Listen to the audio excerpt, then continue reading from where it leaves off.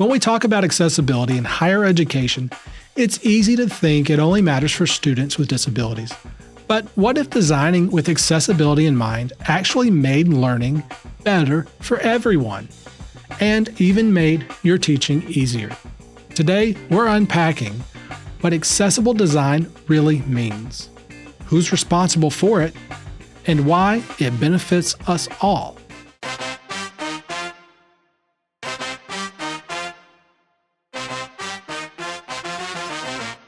Welcome to Speaking of Higher Ed. I'm Andrew Everett. This is episode 35. We welcome back Peter Berryman. Peter is the Director of Digital Instruction at the University System of Georgia, Office of Teaching and Learning Excellence.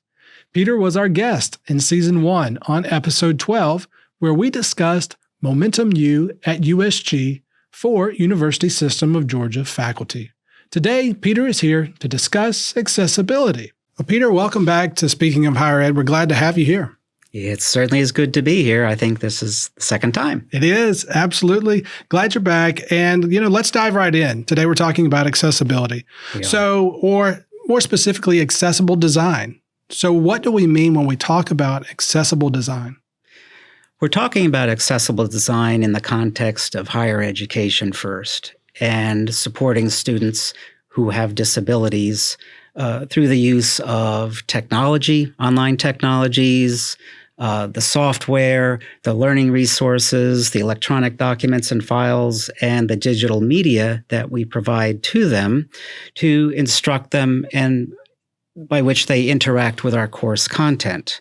And our goal in accessible design is to remove the obstructions that may be present by virtue of the disability that they have, whether it's a problem with blindness or deafness or perhaps motor skills or some cognitive disabilities. And so when we create content in the digital world, we need to understand what the limitations are in terms of what skills and what senses they have available to them so they may interact and use that content. There are a set of laws that sort of determine how we do that.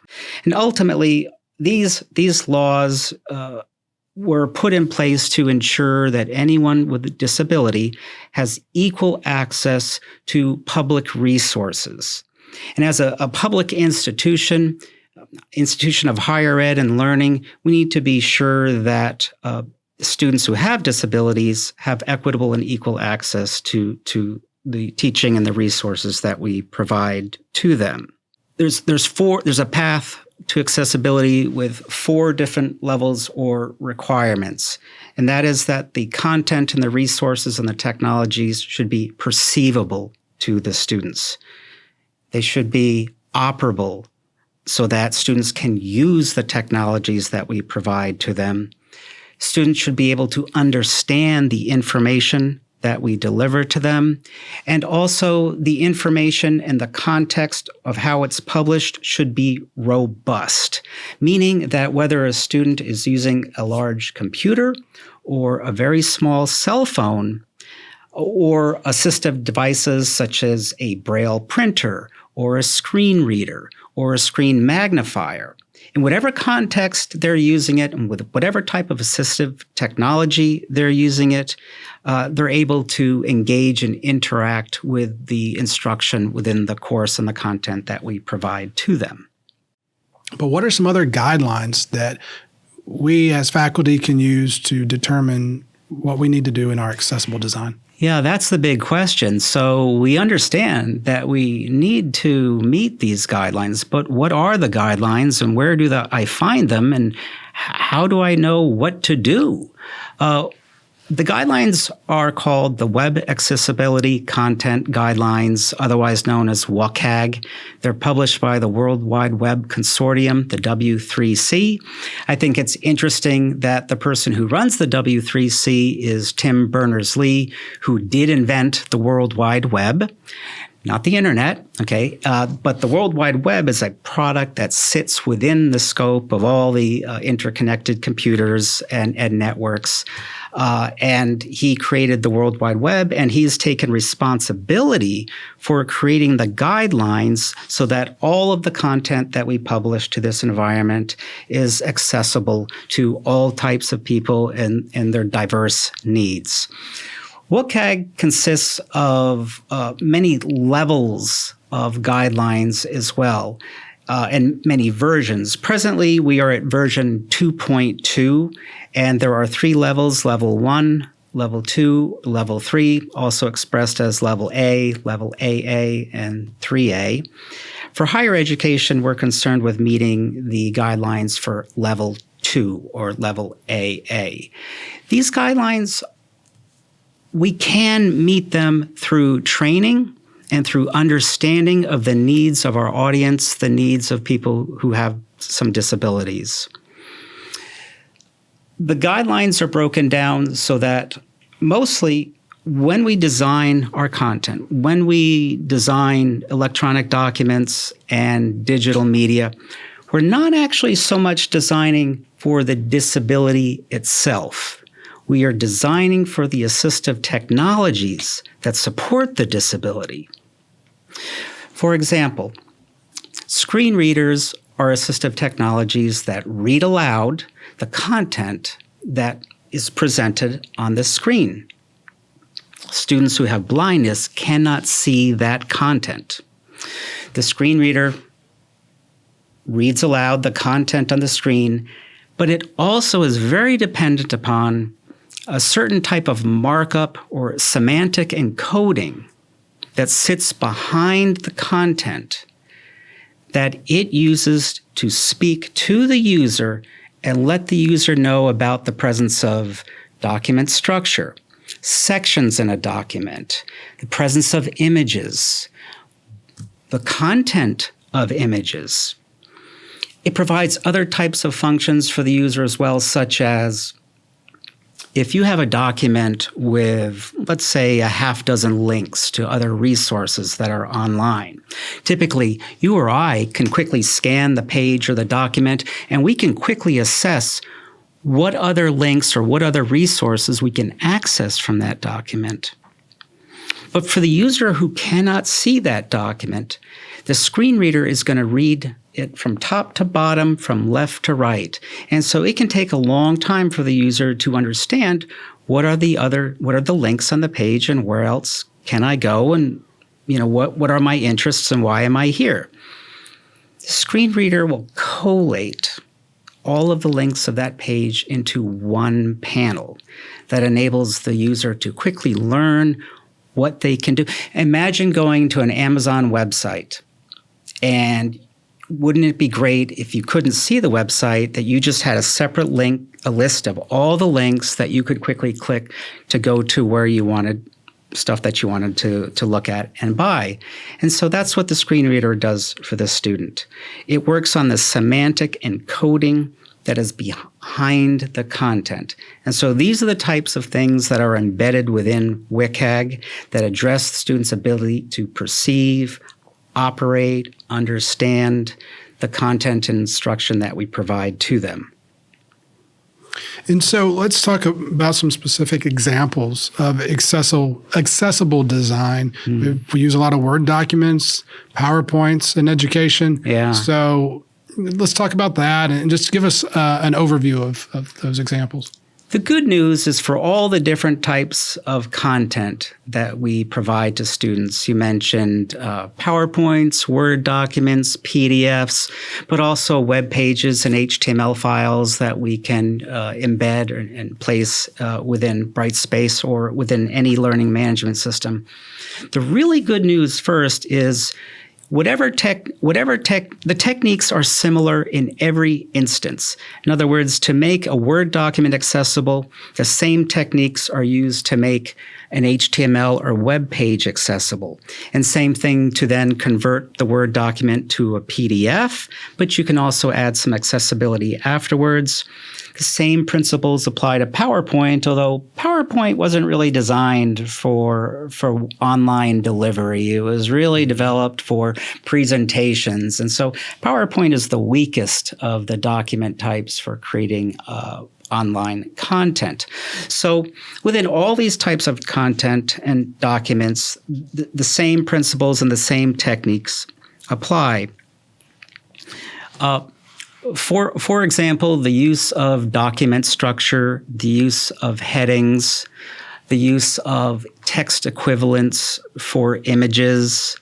One of the areas that I think is most difficult, or one error I see faculty making repeatedly, not even just faculty, I see it everywhere online, is the use of hyperlinks. So a hyperlink consists of two parts. We have the text, and the text is made active so that when we select it and click, it goes to a destination. The rule for making accessible hyperlinks is that the text itself should describe the destination and or purpose. But for example, quite often I see simply the long URL, the long address that begins with HTTP, et cetera, Consider this, that the screen reader is going to read back every single letter or numeral within that text link. Also, I see that a lot of people use click here. Mm-hmm. And they make click here the hyperlink, which sounds like a great strategy because it's very direct. It tells the user exactly what to do. Click here. But there's two problems with that. It doesn't tell the user the purpose or the destination.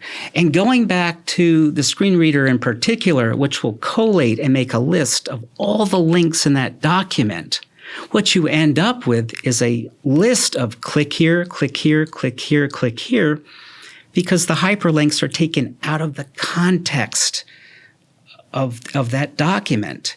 And so better that the link says download syllabus. And also understand that typically links are blue and underlined, and we understand that we don't need to say click here to provide the direction to click here, because blue underlined text is understood to be a link, and then we have the direction to download the syllabus. Something else everybody seems to be very familiar with, which is good, is captioning. Captioning for video. You do a lot of videos, so I'm sure you're very familiar with the captioning. Captioning is not too difficult nowadays because when we upload the video files to the streaming media servers, whether it's Yuja or Kaltura or YouTube or any of the others that we might use, most of them have auto captioning services that after a few minutes or half a day, captions will be added to the video. And so we're halfway there. And the captioning is getting really good lately, but it's not quite perfect. And so you might want to go back, and the tools are present there for you to edit the caption. Maybe you have to add some capitalization, some punctuation, maybe some words got a little bit mixed up. But captioning is something I think everybody is aware of. And also it's interesting because it's not just for people with disabilities any longer. It's not just for people who have hearing impairments. I think we're all using captions. I see captions on social media videos because a lot of people are watching video in bed while their partner or their spouse is sleeping, or while they're commuting on a bus or, riding a train or in a library. And so a lot of people turn down the audio.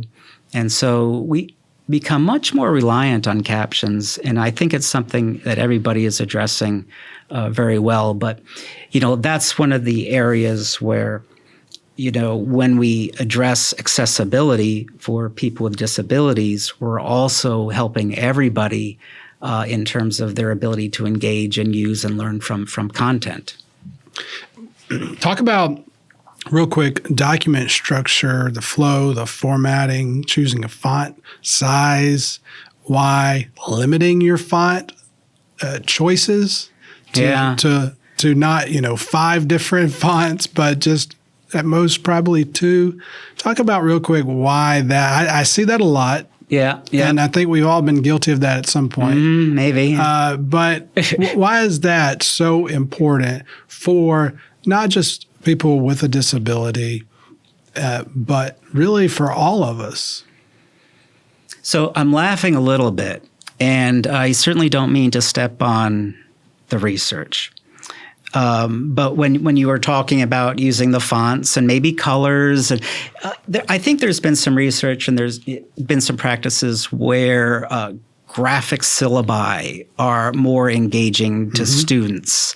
I take a very different position. Syllabi are documents that are intended to provide information to students in a very clear and efficient manner.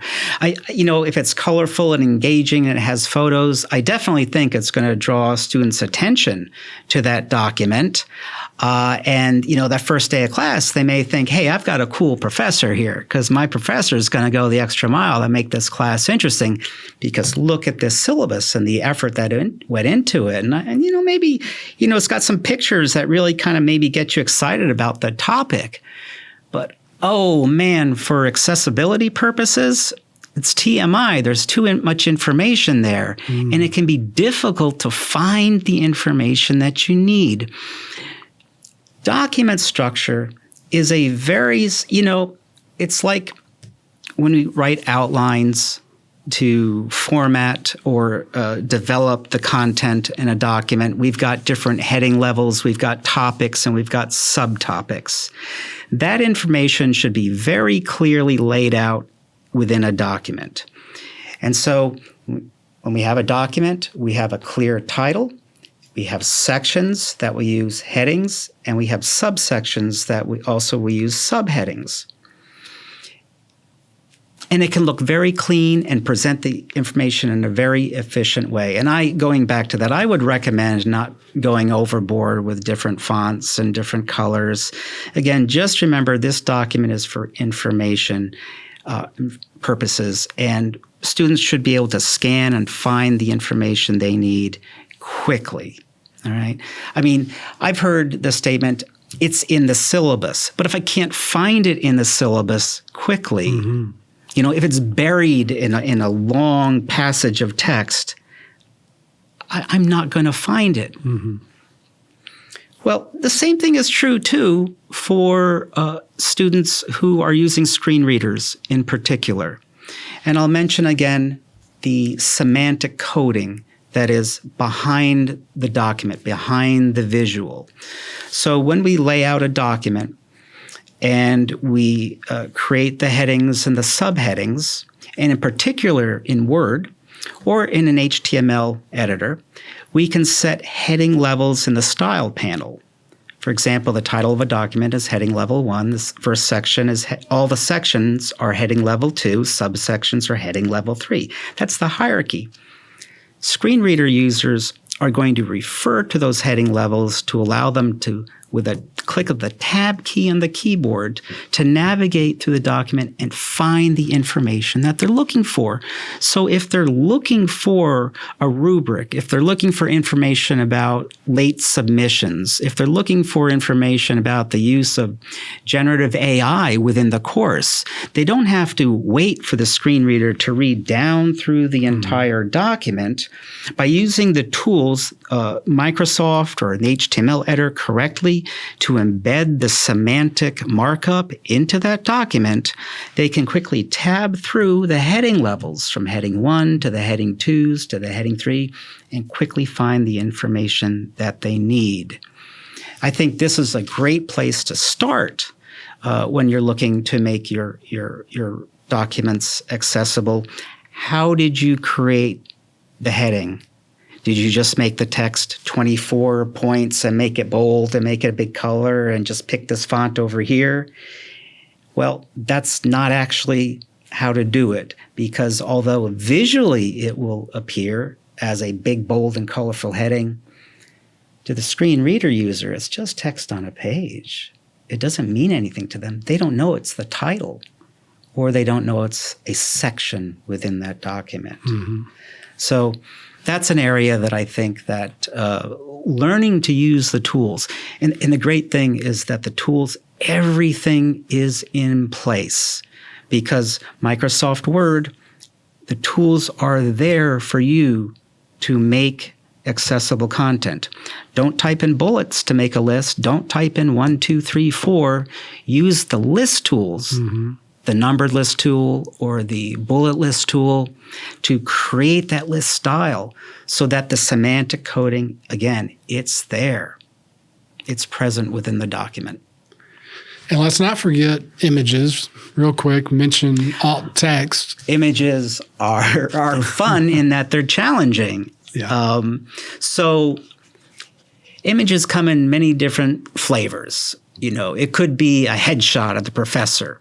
Well, there's not much information that students need to know about that headshot other than this is the name. I should back up.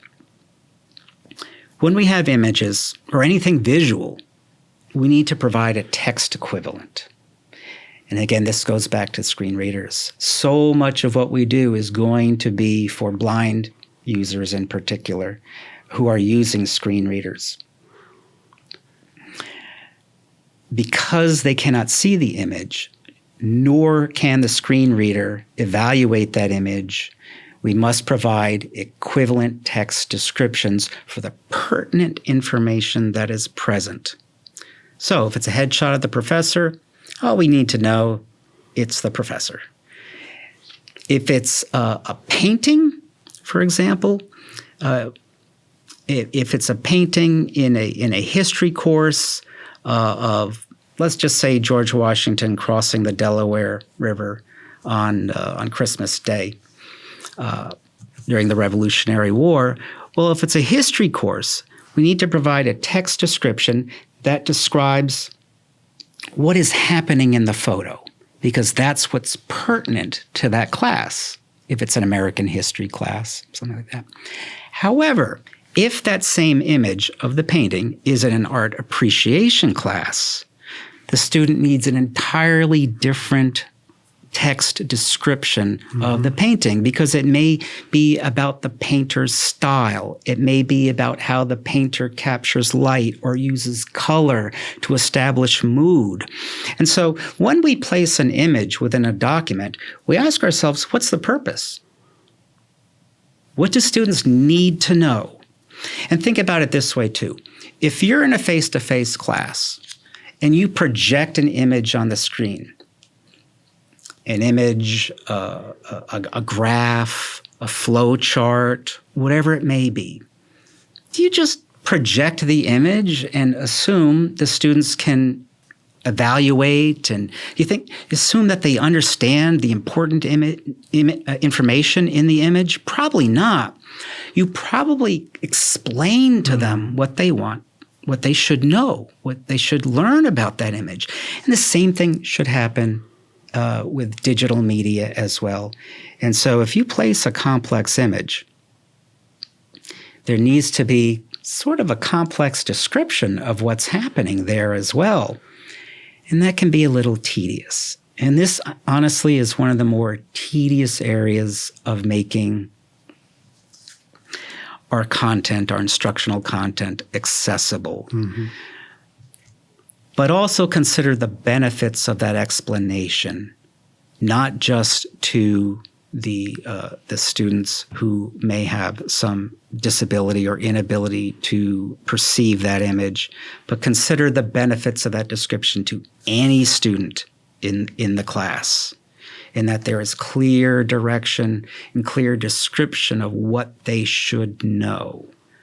And so sometimes when we provide text equivalents, we do embed it into the coding. And you can do that in Microsoft Word. It will ask you what the alternative text is. You can do that with an HTML document in Brightspace. It will ask you what is the alternate text. But you can also place that description in the body of the document that's being published online. Images are tough, especially in STEM, in the sciences, where there's very complex diagrams. It can be a little bit difficult. Absolutely. But be descriptive. Be descriptive and keep... What do they need to know? Yeah, keep to only what they need to know.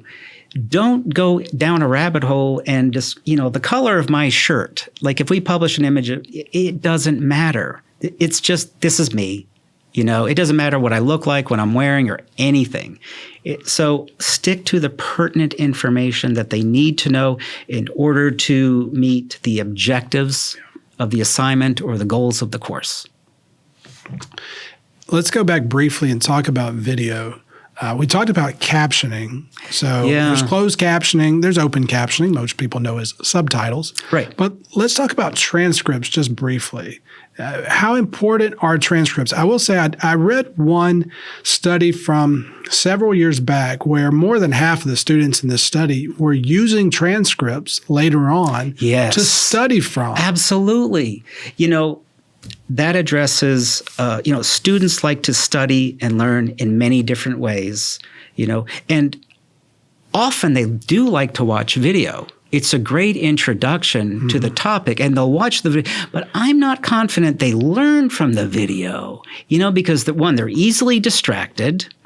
And sometimes, they say that 7 minutes is the longest a video should be before the learner starts to be distracted by other things going on. Especially, they may be at home or they may be in the library and there's things going on around them, and it's very easy for them to be distracted. They're not in a classroom watching a lecture where they're part of a captive audience in that case.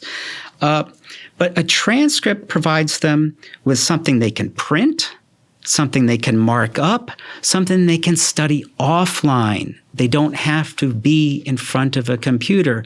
And although we seem to be in front of the computer all the time and very comfortable with it, I'm pretty sure when it comes to studying, a lot of us still prefer a piece of paper that we can read in many different ways, and we can mark it up and we can just use it instead of just looking at it on the screen. Also, video constrains us to a certain amount of time.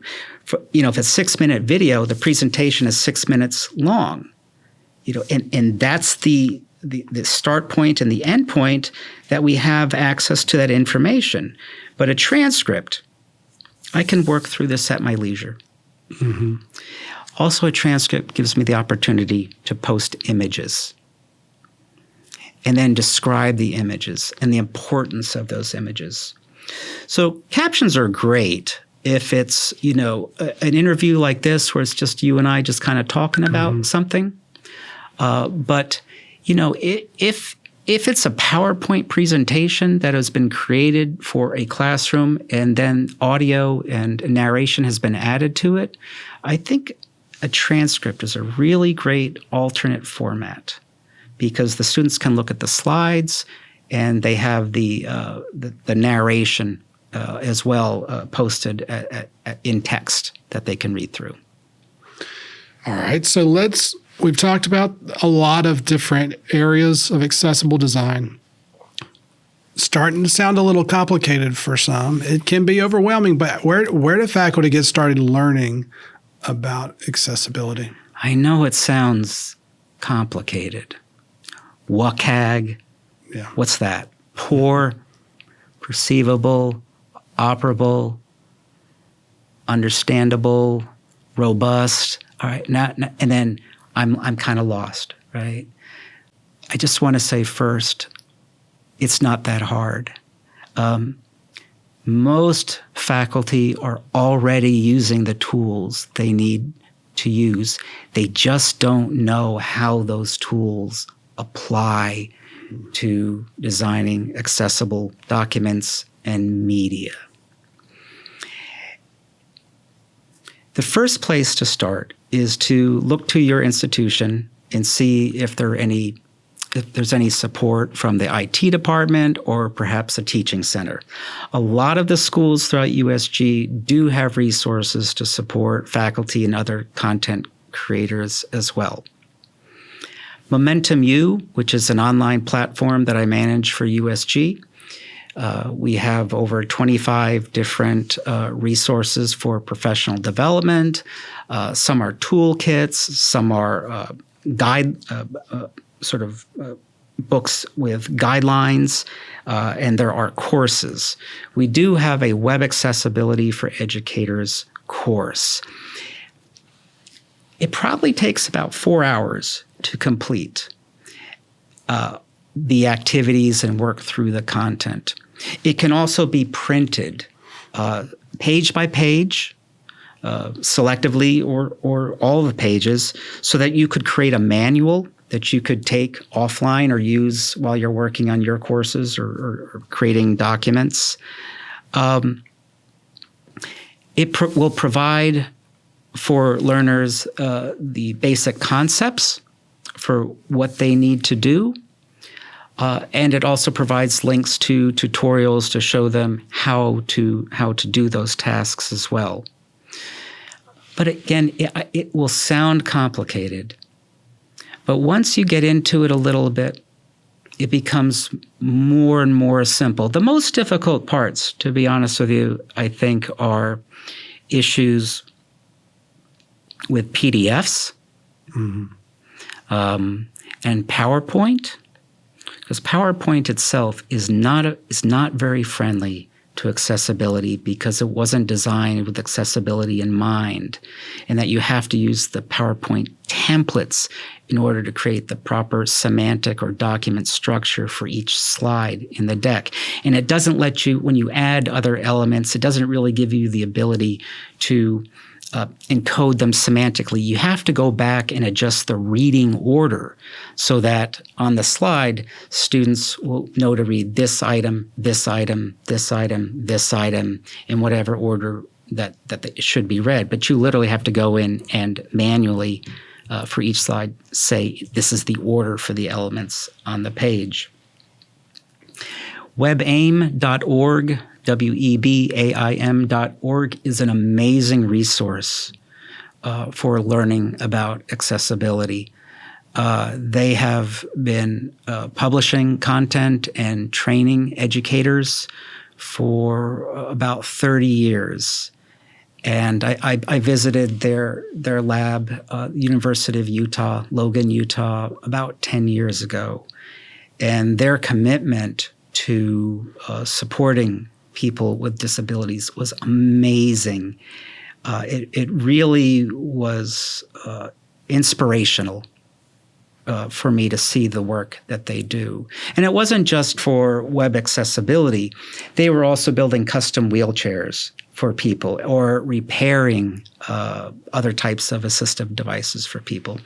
So really, those are the three areas that I would recommend. One, at your institution, discover what resources they have. Two, Momentum U at USG and the Web Accessibility for Educators course, I think is really good. Not too long, not too short. It'll give you what you're looking for. And then other websites and resources, but in particular, webaim.org. Wonderful. We'll have some of those resources linked on the show page for this episode, so check that out. What else? Is there anything else before we take a break that you think we would need to talk about in terms of web accessibility, accessible design? Something I don't remember, I don't think we've exactly touched on it too much, but for faculty, don't get too worried. Your LMS has, you don't have to worry about the back end of things, right? Just a reminder that your institution has done their job to work with the developer and to make sure they meet the guidelines you need to get in there and start designing. Yeah, absolutely. Accessibly. It's a shared responsibility. Yeah. It's not on the shoulders of faculty alone. The developers of the technologies that we use online, like D2L, their products that they develop, like Brightspace, must also meet WCAG and immediately you don't need to worry about all the things that Brightspace and D2L take care of. Your IT department also has vetted all the technologies on the campus to ensure that the technology is accessible and that content created within that technology can be made accessible. So, for example, Brightspace, great. Microsoft Word, great. PowerPoint, usable. And PDF, typically we create PDFs from other types of documents, and as long as the original is accessible, the PDF will be accessible.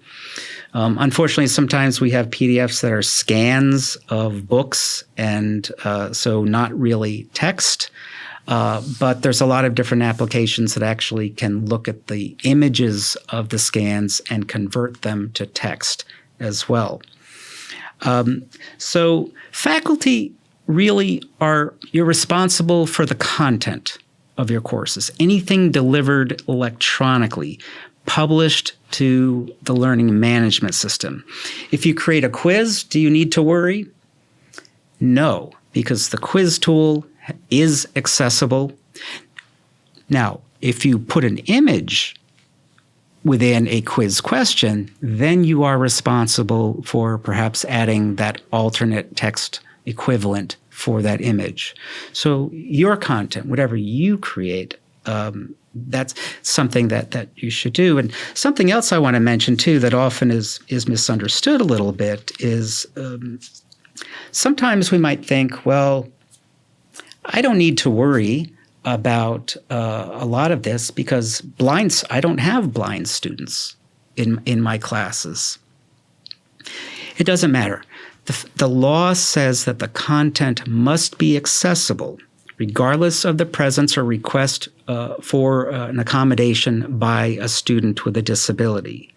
So that content in those courses must first be accessible and published to the course regardless of enrollment and regardless of requests for accommodations.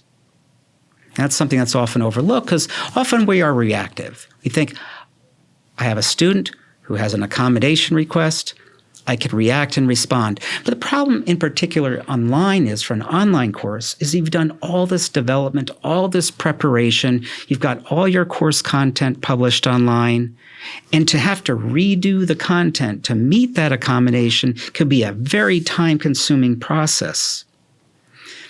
If you do it up front, we don't have to worry about that problem. And also, we head off any potential complaints because the moment a student is obstructed from engaging with the content of the course, we have a problem. The moment they are obstructed. So our goal is to try and minimize those obstructions. And then, of course, if we have to react and respond to a situation, we also want to do that very quickly. Absolutely.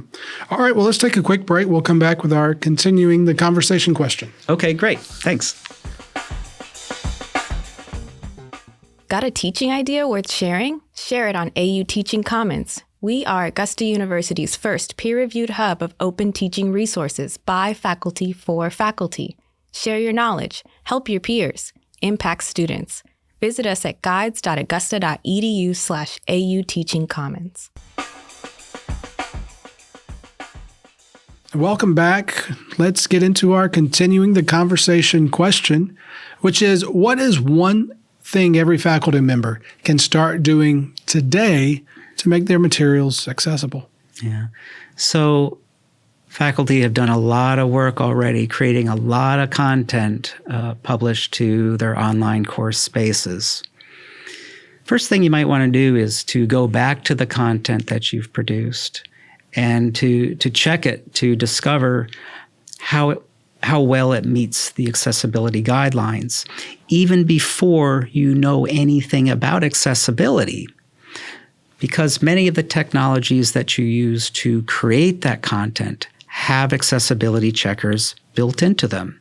So, for example, if you have a Word document in particular, there is an accessibility checker, and it'll open up a column. It'll flag the items that need attention. And generally, there's enough description and guidance within that panel that opens up that will tell you exactly what you need to change and do so that you can save that document in an accessible format. Same thing for Brightspace. If you're creating web content using the HTML editor, there's also an accessibility checker there as well. That one in particular can get a little bit more complicated. The instructions sometimes are a little obscure, in particular if you're trying to make a table accessible.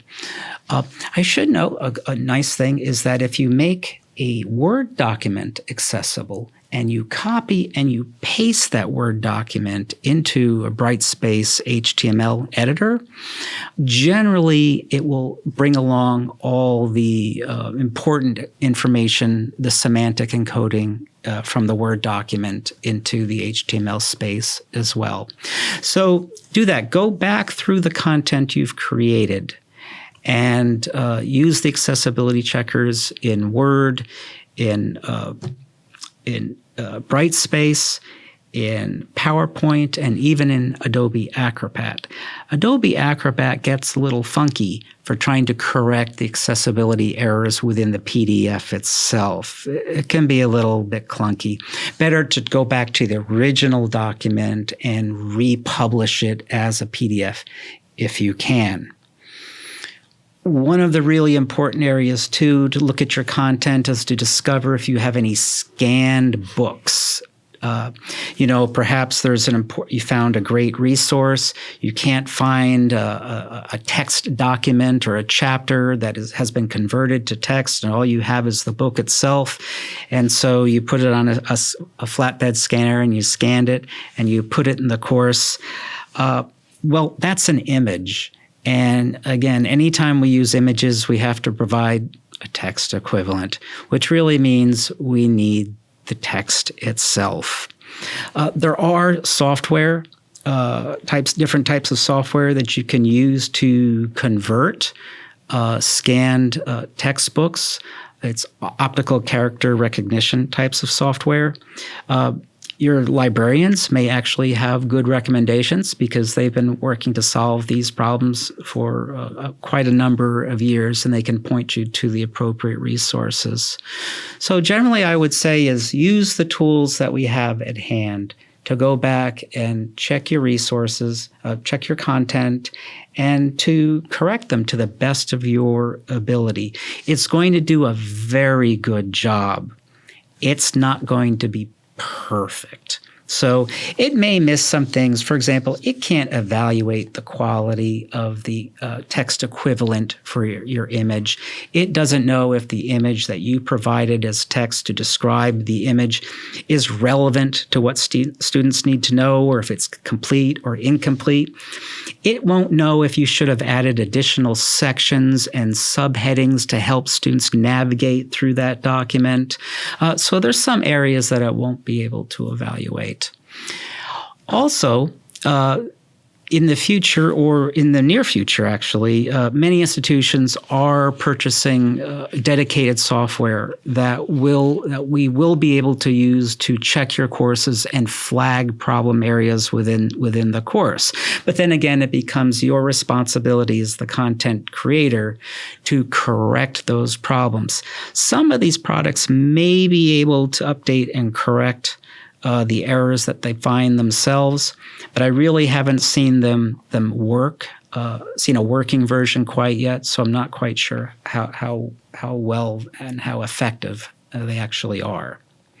So, that's the first thing that faculty can do, is just go back, reevaluate, and correct whatever they can find in their courses, and then begin the process of just validating that their use of the software does support accessibility, just by looking at the resources and instruction that the campuses can provide, or Momentum U or WebAIM. And again, once you develop a certain level of expertise, there's a bit of a learning curve, but it's not too far away. There's a little bump in the beginning, but it evens out, and then I think it becomes quite satisfying, actually, to be able to use the tools in a way that support a lot of people in ways that you might actually know or see. I think that we have students don't often talk about or speak to the disabilities they may have. They're often shy about even asking for accommodations because they want to do it on their own. So, but there is a large community that we serve, and sometimes we're not sure who they are actually. So don't get overwhelmed. One step at a time. Definitely, one step at a time. Don't try, you don't have to correct everything at once. Small steps. Yeah. Maybe just focus on Microsoft Word first. Learn to use the style panel, discover how to add alternate text, and create documents that have very clear document structure and links. Use semantic links that describe destination and purpose. See, that's not so much, is it? No. Start with your syllabus. It's a great place to kind of start and build some familiarity with those tools. Definitely, because the syllabi they have sections, they have lists, they may have tables. All those types of elements are things to address. And once you learn those skills, they're transferable to everything else that you do. Yeah, absolutely. Yeah, definitely. Perfect. Anything else? Any last minute thoughts on accessible design? I think we've covered everything. If anyone has questions, I'm more than happy to answer those questions.